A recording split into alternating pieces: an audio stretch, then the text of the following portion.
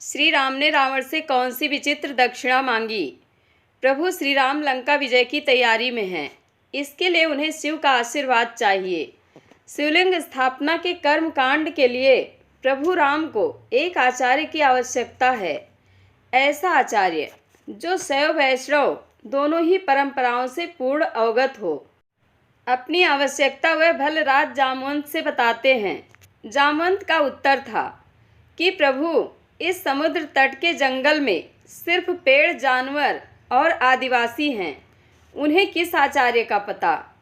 राम ने कहा, आचार्य तो चाहिए ही। फिर आचार्य मिला और उसने पूर्ण विधि विधान से शिवलिंग स्थापना के समस्त कार्य पूरे कराए। कौन था वह आचार्य? भगवान श्री राम ने रामेश्वरम में जब शिवलिंग की स्थापना की तब आचार्यत्व के लिए रावण को निमंत्रित किया। रावण ने उस निमंत्रण को स्वीकार किया और उस अनुष्ठान का आचार्य बना। रावण त्रिकालज्ञ था। उसे पता था कि उसकी मृत्यु सिर्फ श्री राम के हाथों लिखी है। वह कुछ भी दक्षिणा मांग सकता था, पर उसने क्या विचित्र दक्षिणा मांगी, आज हम लोग इस रोचक कथा के माध्यम से जानेंगे। तो आइए इस कहानी को वीडियो के माध्यम से सुनते हैं। रावण से कैसे करे आग्रह। प्रभु राम की आज्ञा थी। जामवंत मनन करते रहे। आचार्य के लिए जो नाम उनके ज्ञान में था, उसकी स्वीकृत सहमत की बात तो दूर, उससे आग्रह को लेकर भी मन में दुविधा थी। यह दुविधा क्यों थी? वह विश्रवा का पुत्र, पुलस्त्य मुनि का पौत्र और मैं का जामाता, परम वैष्णव, शिव भक्त, धर्म रीति नीति का ज्ञाता था, लेकिन शत्रु था। वह रावण था, जिस पर विजय के लिए शिवलिंग की स्थापना, पूजन अर्चन और यज्ञ होना था। जामवंत ने कहा कि यह यज्ञ तो उसी के विरुद्ध है, उससे हम क्या कहेंगे। राम ने कहा, वही जो हमारी ज़रूरत है। कौन है वह यजमान? रावण केवल शिव भक्त, विद्वान एवं वीर ही नहीं, अति मानववादी भी था। उसे भविष्य का पता था। वह जानता था कि राम से जीत पाना उसके लिए असंभव था। जामवंत जी को आचार्यत्व का निमंत्रण देने के लिए लंका भेजा गया। जामवंत जी दीर्घाकार थे। आकार में वे कुंभकर्ण से तनिक ही छोटे थे। इस बार राम ने बुद्ध प्रबुद्ध भयानक और बृहद आकार जामवंत को भेजा है। पहले हनुमान, फिर अंगद और अब जामवंत। यह भयानक समाचार विद्युत वेग की भांति पूरे नगर में फैल गया। इस घबराहट से सबके हृदय की धड़कनें लगभग बैठ सी गई। निश्चित रूप से जामवंत देखने में हनुमान और अंगद से अधिक ही भयावह थे। सागर सेतु लंका मार्ग प्रायः सुनसान मिला। कहीं कहीं कोई मिले भी तो वे डर के बिना पूछे राजपथ की ओर संकेत कर देते थे। बोलने का किसी में साहस नहीं था। प्रहरी भी हाथ जोड़कर मार्ग दिखा रहे थे। इस प्रकार जामवंत को किसी से कुछ पूछना नहीं पड़ा। यह समाचार द्वारपाल ने लगभग दौड़कर रावण तक पहुंचाया। स्वयं रावण उन्हें राजद्वार तक लेने आए। रावण को अभिवादन का उपक्रम करते देख जामवंत ने मुस्कुराते हुए कहा कि मैं अभिनंदन का पात्र नहीं हूँ।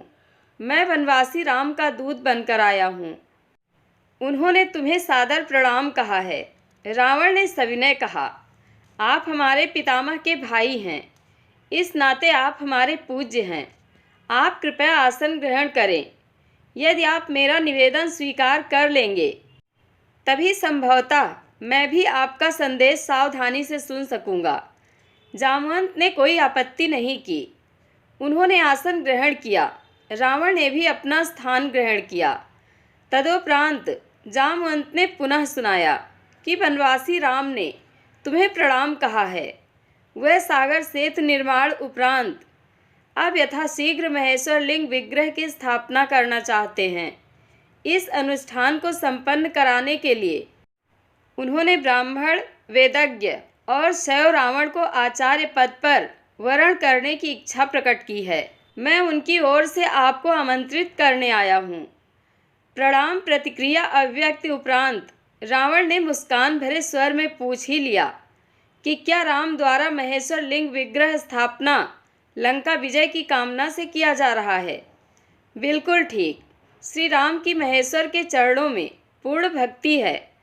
प्रहस्त आंख तरेरते हुए गुर्राया, अत्यंत धृष्टता, नितांत निर्लज्जता। लंकेश्वर ऐसा प्रस्ताव कभी भी स्वीकार नहीं करेंगे। मातुल, तुम्हें किसने मध्यस्थता करने को कहा? लंकेश ने कठोर स्वर में फटकार दिया।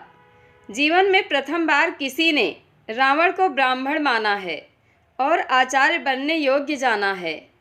क्या रावण इतना अधिक मूर्ख कहलाना चाहेगा कि वह भारतवर्ष के प्रथम प्रशंसित महर्षि पुलस्त के सगे भाई महर्षि वशिष्ठ के यजमान का आमंत्रण और अपने आराध्य के स्थापना हेतु आचार्य पद अस्वीकार कर दिया? लेकिन हाँ, यह जांच तो नितांत आवश्यक है ही कि जब वनवासी राम ने इतना बड़ा आचार्य पद पर पदस्थ होने हेतु आमंत्रित किया है, तब वह भी यजमान पद हेतु उचित अधिकारी है भी अथवा नहीं। जामवंत जी, आप जानते ही हैं कि त्रिभुवन विजयी अपने इस शत्रु की लंकापुरी में आप पधारे हैं। यदि हम आपको यहाँ बंदी बना लें और आपको यहाँ से लौटने ना दें तो आप क्या करेंगे? जामवंत खुलकर हंसे। मुझे निरुद्ध करने की शक्ति समस्त लंका के दानवों के संयुक्त प्रयास में नहीं है, किंतु मुझमें किसी भी प्रकार की कोई विद्वता प्रकट करने की ना तो अनुमति है और ना ही आवश्यकता। ध्यान रहे, मैं अभी एक ऐसे उपकरण के साथ यहाँ विद्यमान हूँ जिसके माध्यम से धनुर्धारी लक्ष्मण यह दृश्य वार्ता स्पष्ट रूप से देख सुन रहे हैं। जब मैं वहाँ से चलने लगा था तभी धनुर्वीर लक्ष्मण वीरासन में बैठे हुए हैं। उन्होंने आचमन करके अपने त्रोण से पशुपतास्त्र निकालकर संधान कर लिया है और मुझसे कहा है कि जामवंत, रावण से कह देना कि यदि आप में से किसी ने भी मेरा विरोध प्रकट करने की चेष्टा की तो यह पशुपतास्त्र समस्त दानव कुल के संहार का संकल्प लेकर तुरंत छूट जाएगा। इस कारण भलाई इसी में है कि आप मुझे अविलंब वांछित प्रत्युत्तर के साथ सकुशल और आदर सहित धनुर्धर लक्ष्मण के दृष्टिपथ तक वापस पहुंचने की व्यवस्था करें। उपस्थित दानवगण भयभीत हो गए।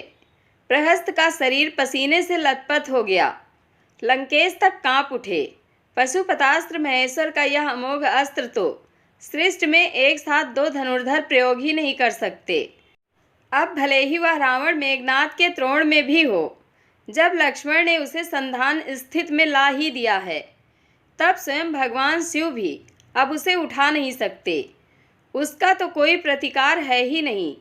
रावण ने अपने आप को संभाल कर कहा, आप पधारें। यजमान उचित अधिकारी है, उसे अपने दूत को संरक्षण देना आता है। राम से कहिएगा कि मैंने उसका आचार्यत्व स्वीकार किया। आचार्य की भूमिका में लंकेश।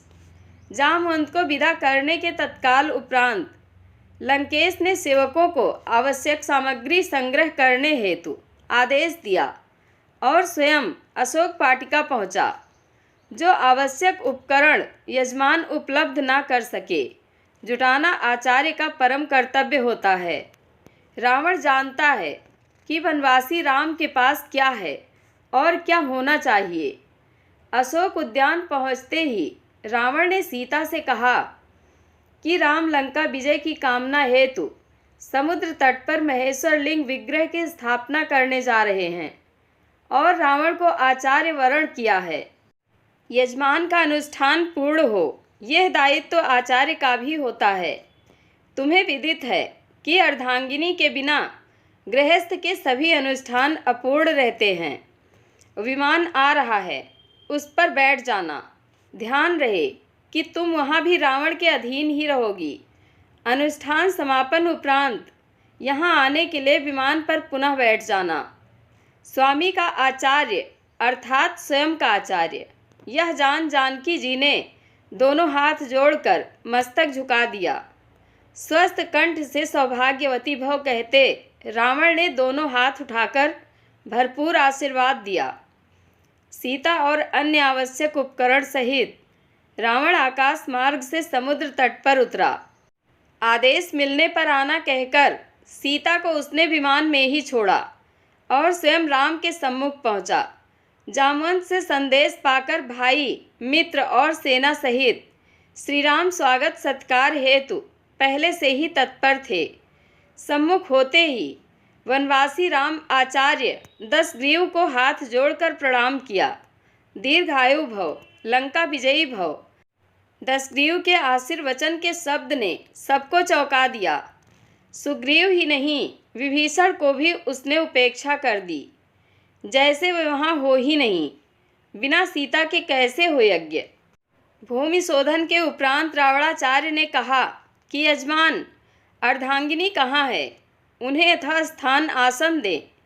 श्री राम ने मस्तक झुकाते हुए हाथ जोड़कर अत्यंत विनम्र स्वर से प्रार्थना की कि यदि यजमान असमर्थ हो तो योग्याचार्य सर्वोत्कृष्ट विकल्प के अभाव में अन्य समकक्ष विकल्प से भी तो अनुष्ठान संपादन कर सकते हैं।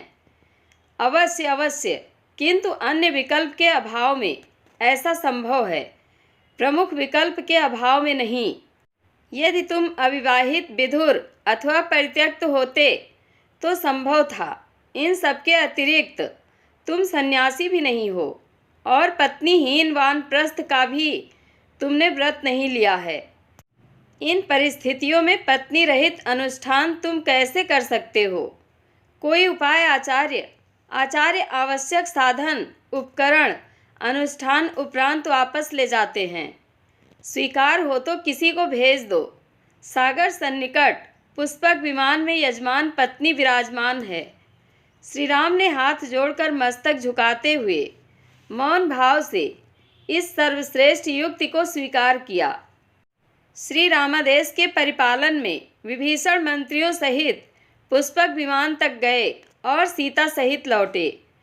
अर्ध यजमान के पाशर में बैठो अर्ध यजमान। आचार्य के इस आदेश का वैदेही ने पालन किया।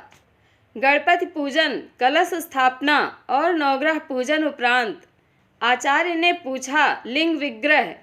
यजमान ने निवेदन किया कि उसे लेने गत रात्रि के प्रथम प्रहर से पवन पुत्र कैलाश गए हुए हैं, अभी तक लौटे नहीं हैं, आते ही होंगे। आचार्य ने आदेश दे दिया, विलंब नहीं किया जा सकता। उत्तम मुहूर्त उपस्थित है, इसलिए अविलंब यजमान पत्नी बालुका लिंग विग्रह स्वयं बना लें। जनक नंदिनी ने स्वयं के कर कमलों से समुद्र तट की आर्द्र रेणुकाओं से आचार्य के निर्देशानुसार यथेष्ट लिंग विग्रह निर्मित की। यजमान द्वारा रेणुकाओं का आधार पीठ बनाया गया। श्री सीताराम ने वही महेश्वर लिंग विग्रह स्थापित किया। आचार्य ने परिपूर्ण विधि विधान के साथ अनुष्ठान संपन्न कराया।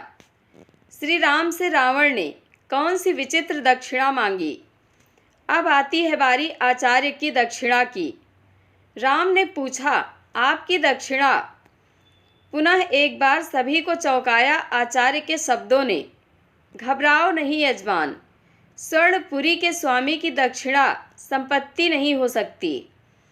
आचार्य जानते हैं कि उनका यजमान वर्तमान में वनवासी है, लेकिन फिर भी राम अपने आचार्य की जो भी मांग हो उसे पूर्ण करने की प्रतिज्ञा करता है। आचार्य जब मृत्यु शैया ग्रहण करे तब यजमान सम्मुख उपस्थित रहें। आचार्य ने अपनी दक्षिणा मांगी। ऐसा ही होगा आचार्य, यजमान ने वचन दिया और समय आने पर निभाया भी। रघुकुल रीति सदा चली आई, प्राण जाए पर वचन न जाई। यह दृश्य वार्ता देख सुनकर सभी ने उपस्थित समस्त जन समुदाय के नयनाभिराम प्रेमाश्रु जल से भर गए। सभी ने एक साथ एक स्वर से सच्ची श्रद्धा के साथ इस अद्भुत आचार्य को प्रणाम किया। रावण जैसे भविष्य दृष्टा ने जो दक्षिणा मांगी, उससे बड़ी दक्षिणा क्या हो सकती थी। जो रावण यज्ञ कार्य पूरा करने हेतु राम की बंदी पत्नी को शत्रु के समक्ष प्रस्तुत कर सकता है, वह राम से लौट जाने की दक्षिणा कैसे मांग सकता है? बहुत कुछ हो सकता था। काश राम को वनवास न होता, काश सीता वन न जाती, किंतु ये धरती तो है ही पाप भुगतने वालों के लिए, और जो यहाँ आया है उसे अपने पाप भुगतने होंगे। और इसलिए रावण जैसा पापी लंका का स्वामी तो हो सकता है, देवलोक का नहीं। रामेश्वरम देवस्थान में लिखा हुआ है कि इस ज्योतिर्लिंग की स्थापना श्री राम ने रावण द्वारा करवाई थी। वाल्मीकि रामायण और तुलसीकृत रामायण में इस कथा का वर्णन नहीं है, पर तमिल भाषा में लिखी महर्षि कंबन की इरामावतारम में यह कथा है। जय श्री सीताराम। धन्यवाद।